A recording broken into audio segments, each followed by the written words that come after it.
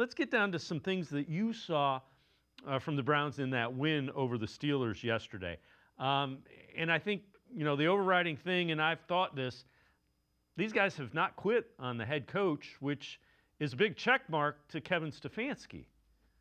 Yeah, these guys have fought fought their what's off yesterday. I thought it was awesome. I thought the preparation was really good. I thought they had a great plan. I thought they did a lot of really good things. You have 3 wins on the year, and they were more involved, I thought, and more emotionally involved than the Steelers were, who needed the win. Much worse than the Browns did. So that's a credit to Kevin Stefanski's, credit to those players. It's a credit to the idea of doing the same things week in and week out and creating a culture that makes you work. It takes a lot of criticism, and that's rightfully so, because they have not won a lot of games. But you got to call it like you see it. That was a very aggressive football team that really wanted to win that football game yesterday, and you could tell by their preparation and effort throughout the game. All right, let's take a look at a couple of the video pieces that you have picked out, and take us through this first one.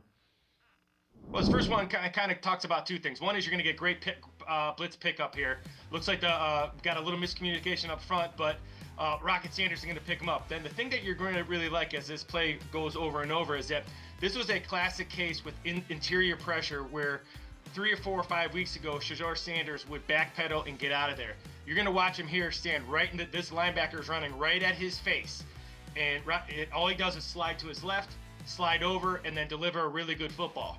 Now, I've been ultra critical of Shedeur Sanders in things that he does wrong, but then you have to be equally as critical in a good way. This is a really good job of stepping up in the pocket, moving left, and not bailing. There's no chaos. There's no panic. There's no chaoticness in his movements. It's really fluid. And he throws a really nice ball to Bates for 19 yards. So I just thought the Browns, it's the classic case of the Browns. Rocket Sanders fighting for a job, steps up. We used to say putting your face in the fan here. This is not an easy block for running back. That linebacker's got a full run. And just everybody fighting their tails off and trying to win this football game. You saw it at play after play on both sides of the ball. Yeah, I'm with you. The one of the things you really like about Shedeur Sanders is when guys are coming in and he knows he is going to take a hit, he hangs in there and delivers the football. And we've seen that time and time again from him. That's the sign of an NFL. As an NFL quarterback, you better be able to do that. He can do that. Yeah, he's not, there's no issues with his toughness. There's no issues in what he's seeing. And one thing I think when it comes down to being critical is you have to understand he's still a rookie. And it goes both ways. You can't say, well, he's doing great for a 5th round pick if you had him in the 2nd round. I had him way earlier. So I think he's doing some really good things. And I think he's improved his bad habits, which is something you got to give credit when players, it's like as a teacher, if a kid does really well, you have to reward them. If all you're doing is being negative with them, it kind of leads to a kind of a toxic environment. Shedeur Sanders has some things he needs to work on, and obviously has some holes in his game that will continue to get stronger. But he's made some really good improvements along with the things he already does well. But his footwork and his not bailing out of there has been pretty awesome in the last couple of weeks. Well, you're getting it. He's coachable. Clearly he is a coachable player, so that's always a good thing. All right, point number 2 you make, defensive attitude, commitment to the plan. Take us through that. Well, you're going to see here, this is the 4th down and 1. Now, you're going to see I designed that Rodgers missed, but even great ones get greedy if they get man coverage. So you can see man coverage. He misses the under for a 1st down. But the point being, Campbell, and going back to the Campbell-Newsome trade, very, very hard on Andrew Berry, the brass of the Browns. This was a fantastic trade. Tyson Campbell fits this scheme incredibly. It also goes to show you that the Browns stayed committed to what they were going to do, right? They were going to crowd the line of scrimmage. They were going to stop the run, which I thought the Steelers would even do more of. They were going to force the Steelers without DK Metcalf to beat Campbell and Ward deep, which they could not do even at the end of the game. They could not beat him on vertical, fade routes or back shoulders. Could not do it.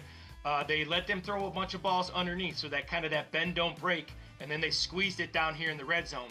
And I just thought they did a great job. Again, the toughness from Schlesinger banged up.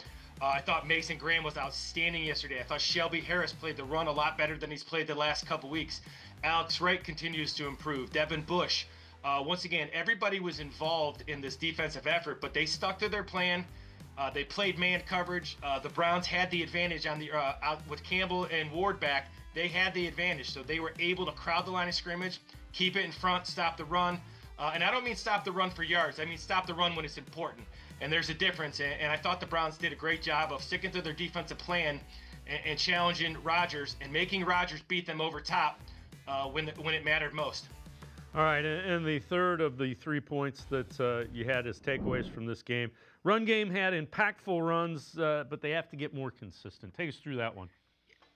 Yeah, you're going to see here, this is going to be left side of the line here. Get the left tackle, Batonio left guard, you get Whippler at the center. You're going to see them all move their feet and get to this. You're going to see, Batonio get to the second level. Watch Whippler run his feet here at the center on that shade. That's really hard to do. That guy shaded to his left, does a great step, and then runs his feet. We used to say, run your feet, run your feet, run your feet. Once again, this was an impactful run. This was after they went for it on 4th and 20. And the reason I have this run on here is that the very next play, they go with the gap scheme and they lose a yard. So they get it to 2nd and 5. Now they got to be able to finish that and get 5 yards and 2 runs, and the game is over. And that's what they got to learn. And so this was a really good start. This is the wide zone that they've been so good at in the last 4 or 5 years, ever since Stefanski's been here. And you've seen signs of it this year. They just haven't done it enough. They're going to have to address the tackle situation. I think KT Levinston can go down inside to a guard and be really, really good. But they got to figure out what they're doing at these tackle spots, because right now these tackles aren't playing at a super high level. But this is a good football play by this left side of the line and the center. It's just got to be more consistent and done at a higher.